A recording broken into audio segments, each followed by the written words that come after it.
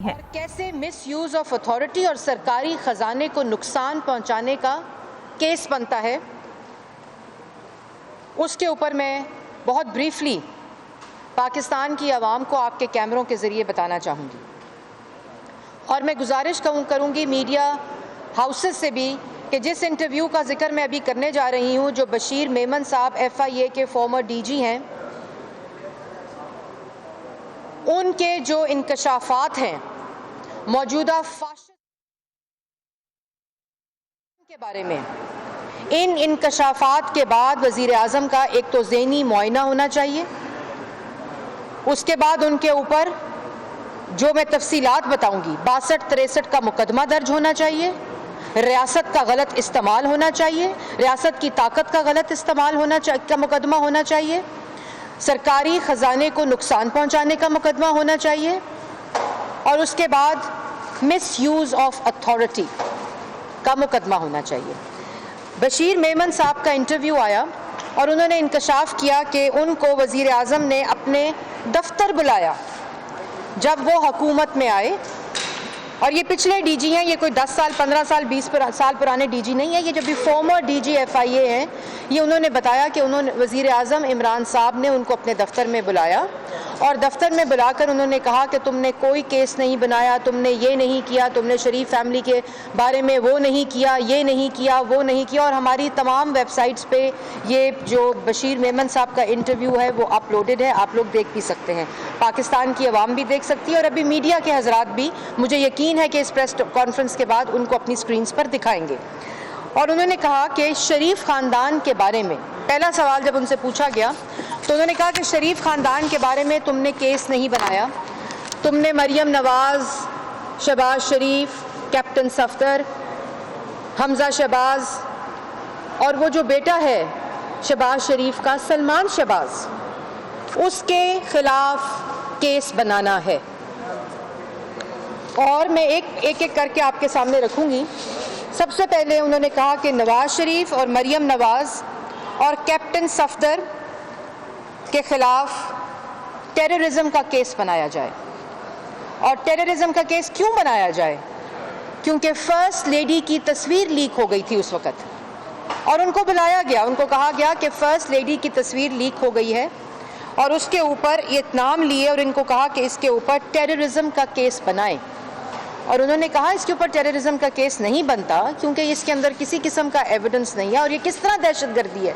ये कहाँ से मैं दहशतगर्दी का केस बनाऊँ। और मैं सलाम पेश करती हूँ बशीर मेमन साहब को कि वो इस किस्म की ज़हनी हालत रखने वाले, धमकाने वाले वज़ीर आज़म को ये जवाब दे रहे थे। दूसरा सवाल किया उनको कि जो शहबाज शरीफ है, हमज़ा शहबाज है और सलमान शहबाज और पूरी शरीफ फैमिली और बिलखसूस शहबाज शरीफ की बेगम के खिलाफ करप्शन का केस बनाया जाए। और उन्होंने कहा कि ये केस, और 56 कंपनियों को भी उनमें इंक्लूड किया गया, कि उसके अंदर उनका भी नाम डाला जाए। और उन्होंने कहा कि कोई केस नहीं बनता, इस किस्म का कोई केस नहीं बनता। और तीसरी बात उन्होंने कही कि ख्वाजा आसिफ जो तनख्वाह विड्रॉ कर रहे हैं, जिसके ऊपर सुप्रीम कोर्ट का फैसला आ चुका है, उसके ऊपर उनके खिलाफ आर्टिकल 6 का मुकदमा बनाया जाए। ये वजीर आजम पाकिस्तान DG FIA को कह रहा है, ख्वाजा आसिफ के खिलाफ आर्टिकल 6 का मुकदमा बनाया जाए। उसके बाद कहा गया, उन्होंने कहा कि आर्टिकल 6 का मुकदमा मैं वजीर दिफा के खिलाफ कैसे बनाऊं, कोई एविडेंस नहीं है, किसी किस्म का कोई एविडेंस मौजूद नहीं है कि इनके खिलाफ मैं आर्टिकल 6 का मुकदमा बनाऊं। उसके बाद उन्होंने कहा कि मैंने जब ये कहा कि इस किस्म के मुकदमे नहीं बन सकते, और ये पूरी वो इन चीज़ों के, और उन्होंने और भी इंकशाफात किए जो इस इंटरव्यू का हिस्सा हैं, लेकिन जो 4-5 इंकशाफात मैंने आपके सामने रखे,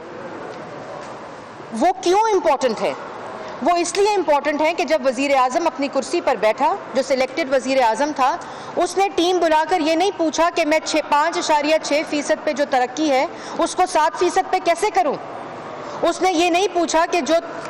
इन्फ्लेशन रेट है वो 3% के ऊपर है, मैं इसको और मज़ीद कम करके 1.5 या 2% पर कैसे लाऊं। उन्होंने ये नहीं पूछा कि 11,000 मेगावाट बिजली जो है وہ نواز شریف پاکستان کی عوام کو دے گیا تو میں اس کو اور سستی کیسے کروں یا میں اس کو پاکستان کی عوام کو اس کا فائدہ کیسے پہنچاؤں؟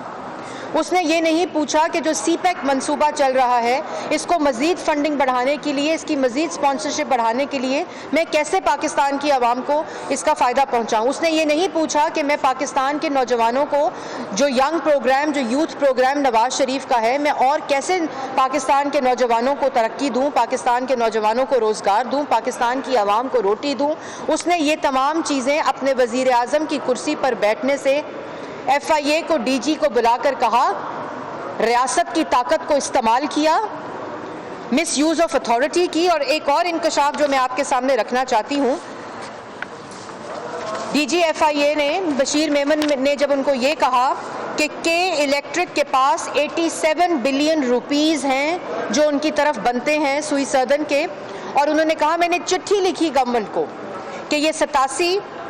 بلین روپیز جو ہیں یہ واپس لیے جائیں، تو انہوں نے ناراضگی کا اظہار کیا۔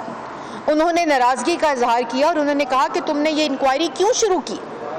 تم نے کیوں یہ غلط کام کیا کہ تم نے سرکار کا 87 بلین کی بات کی کہ جو کہ الیکٹرک نے دینے ہیں؟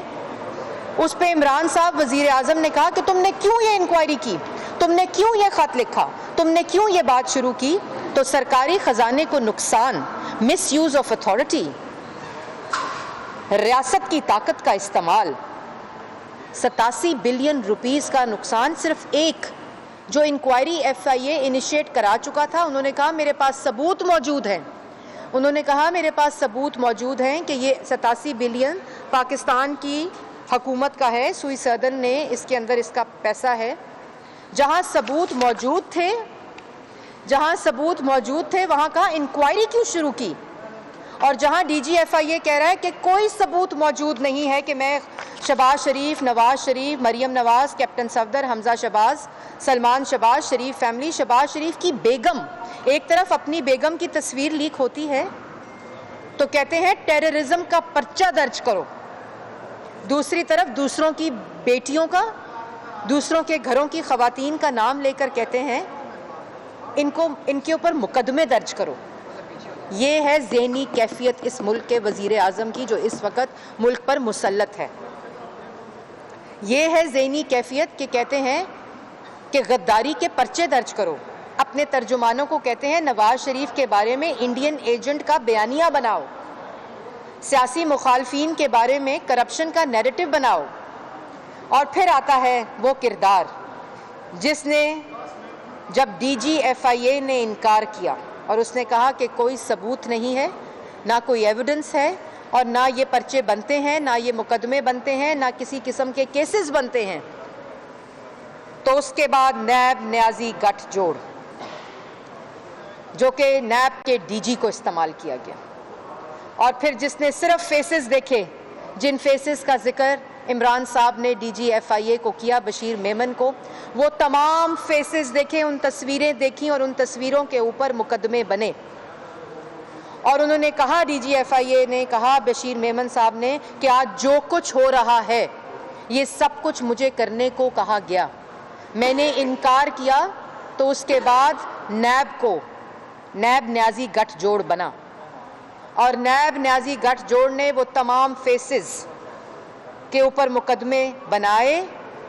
اور ان کی ایک اور بات کیا تھی بشیر میمن صاحب کی کہ آج میں اللہ تعالیٰ کا شکر ادا کرتا ہوں جب میں سپریم کورٹ کا فیصلہ دیکھتا ہوں، جب میں ہائی کورٹ کا فیصلہ دیکھتا ہوں، جب میں نیب کی عدالتوں کے فیصلے دیکھتا ہوں، جب میں، اور جو آپ نے بھی دیکھا کہ ہیومن رائٹس کمیشن کی رپورٹ آئی، اسلامی نظریاتی کونسل کی رپورٹس آئی، تو آج میں کیا کہتا ہوں کہ اللہ تعالیٰ نے میری عزت بچا لی۔ اور دوسری طرف نیب نیازی گٹھ جوڑ، شہباز شریف کے ساتھ جو آج نیب میں ہو رہا ہے، یہ اسی بشیر میمن کو جو احکامات دیے جا رہے تھے، یہ اسی کی کڑی ہے۔ اور آج بشیر میمن صاحب جیسے بہت سے اشخاص کو یہ ہمت ملی ہے، کیونکہ نواز شریف کے اوپر جو غداری کا الزام ہے وہ غداری نہیں ہے، وہ اسی غیر قانونی ریاست کے استعمال کا، آئین کی پامالی کا، پارلیمان کے لاک ڈاؤن کا، قانون کا غلط استعمال، ریاست کا غلط استعمال، جھوٹ بولنے کا ذکر ہے کہ کس طرح ریاست کے اداروں کو استعمال کیا جا رہا ہے، کس طرح یہ احکامات دیے گئے اور جب ان احکامات کو نہیں مانا گیا تو پھر ریاست کا استعمال شروع ہوا اور نیب کے ڈی جی کے ذریعے یہ تمام احکامات کو کہا گیا اور اس کے بعد یہ مقدمات بنے۔ اور یہ مقدمات تو فیس کر لیے مسلم لیگ نون نے۔ جو بشیر میمن صاحب نے آج کہا، جو انکشافات بتائے، وہ مسلم لیگ نون متحدہ اپوزیشن پہلے دن سے کہہ رہی تھی اور پاکستان کی عوام کو پہلے دن سے پتا تھا، پہلے دن سے پتا تھا کہ یہاں فیسز دیکھے جا رہے ہیں، یہاں کیسز نہیں دیکھے جا رہے۔ ہم نے یہ 2017 سے لے کر 2019 تک ڈی جی ایف آئی اے رہے۔ انہوں نے نہیں کہا کہ شاہد خاقان عباسی صاحب نے، اور اس وقت تو 3 دفعہ کے منتخب وزیر اعظم کو اقامے کی بنیاد پر اپنی کرسی سے ہٹا دیا گیا اور گھر بھیج دیا گیا۔ انہوں نے تو نہیں کہا کہ آپ ان تمام لوگوں کے خلاف بشیر میمن صاحب کیسز بنائیں۔ 23 فورن فنڈنگ اکاؤنٹس کے بارے میں بشیر میمن صاحب کہتے ہیں کہ انہوں نے کہا پارٹی فنڈنگ کے جو کیسز ہیں ان کو روک دیا جائے، ان پہ انکوائری بند کر دی جائے۔ اور آج تک میں پاکستان کی عوام کو بتانا چاہتی ہوں کہ آج تک 23 فورن فنڈنگ اکاؤنٹس میں کوئی جواب نہیں۔ الیکشن کمیشن کو دھمکایا جاتا ہے، الیکشن کمیشن کو تڑی لگائی جاتی ہے، ڈی جی ایف آئی اے کو کہا جاتا ہے کہ بند کرو فنڈنگ کی انکوائری۔ یہ ہے وہ معیار۔ اگر یہ مدینہ کی ریاست ہوتی تو آج ڈی جی ایف آئی اے کے انکشافات کے بعد وزیر اعظم کے اوپر مقدمہ درج ہو چکا ہوتا، 62-63 کا، ریاست کے استعمال کا، مس یوز آف اتھارٹی کا، سرکاری خزانے کو نقصان پہنچانے کا، جھوٹ بولنے کا، یہ مقدمہ درج ہو چکا ہوتا۔ اور آج اگر عمران صاحب ریاست مدینہ ہوتی تو آپ استعفیٰ دے چکے ہوتے اس انکشاف کے بعد۔ اور ایک پورا آن سلاٹ عمران صاحب بطور وزیر اعظم 3 دفعہ کے منتخب وزیر اعظم کے خلاف کرسی میں آنے سے پہلے امپائر کی انگلی کا انتظار کرتے ہوئے دھرنے کی سازش کی۔ اس کے بعد جب وزیر اعظم کی کرسی پر بیٹھے تو اداروں کو دھمکایا، اداروں کا اپنی اتھارٹی کو استعمال کرتے ہوئے کہا کہ 3 دفعہ کے منتخب وزیر اعظم کے گھر والوں پہ، شریف فیملی پہ، مسلم لیگ نون کے لوگوں پر پرچے کرو، مقدمے کرو۔ یہ ہے حقیقت۔ اور میں پاکستان کی عوام کو آخر میں ایک بات بتانا چاہتی ہوں، یہ لوگ جو اس ذہنیت کے مالک ہیں، یہ لوگ جو اداروں کو متنازع کرتے ہیں، یہ لوگ جو عمران صاحب کی شکل میں اس وقت مسلط ہیں، جن کی ذہنی کیفیت ہر روز عیاں ہوتی ہے، اس فاشزم کا، اس ریاست کے استعمال کا، یہ آپ کو ریلیف نہیں دیتے، یہ آپ کو ریلیف نہیں دے سکتے۔ نہ ان میں اہلیت ہے، نہ ان کی نیت ہے، نہ ان کی اندر قابلیت ہے۔ یہ آپ کو نہیں دے سکتے کیونکہ ان کا مقصد یہ نہیں ہے۔ یہ اس مقصد کے لیے اس کرسی پر نہیں بٹھائے گئے، یہ اس کرسی پر بیٹھے ہیں صرف سیاسی انتقام لینے کے لیے، صرف لوگوں کو جیلوں میں ڈالنے کے لیے، لوگوں پہ جھوٹے مقدمے بنانے کے لیے، لوگوں کے اوپر اس لیول کے جب کرپشن نہیں ملی، جب کسی قسم کا اور کوئی الزام نہیں ثابت ہو سکا تو غداری کے پرچے بناؤ۔ اور میں پاکستان تحریک انصاف کے کارکنوں کو بھی شرم دلانا چاہتی ہوں، میں ان کو بھی بات بتانا چاہتی ہوں کہ جس کارکن کو استعمال کیا گیا وہ آج غائب ہے اپنے گھر سے، اس کو اٹھا لیا گیا ہے، اس کو مسنگ پرسن کر دیا گیا ہے، اس کو استعمال کر کے، اس کا نام استعمال کر کے، اس پرچے کے اندر اس کا نام ڈال کر کہتے ہیں ہمارا تعلق ہی نہیں ہے،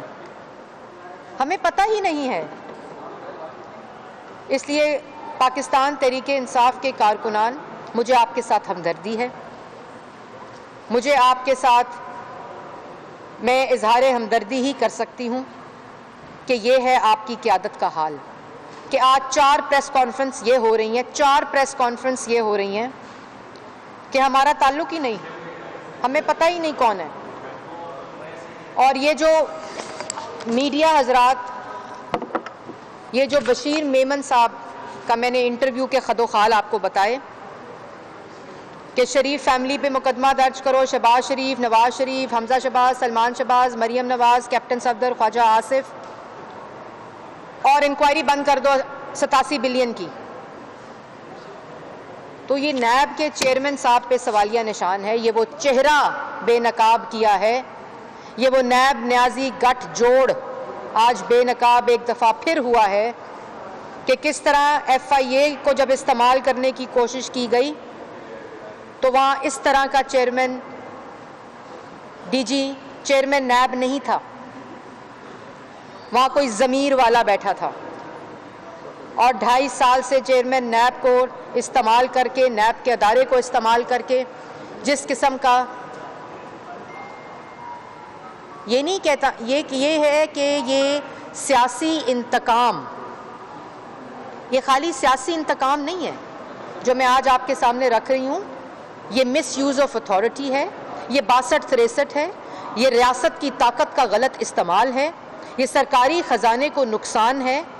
اور جھوٹ بول کر اداروں کو دھمکایا جاتا ہے، ان کو مس یوز آف اتھارٹی کے ساتھ اس قسم کے کیسز بنانے کا یہ پورا ایک نیریٹو اور بیانیہ کیا جاتا ہے. اس لیے عمران صاحب آپ کو ایف آئی اے کے ڈی جی بشیر میمن کے سوالات کا جواب دینے سے پہلے نون لیگ کی ترجمان مریم اورنگزیب پریس کانفرنس کر رہی ہیں اسلام آباد میں، جو آپ نے لائیو ملاحظہ کی.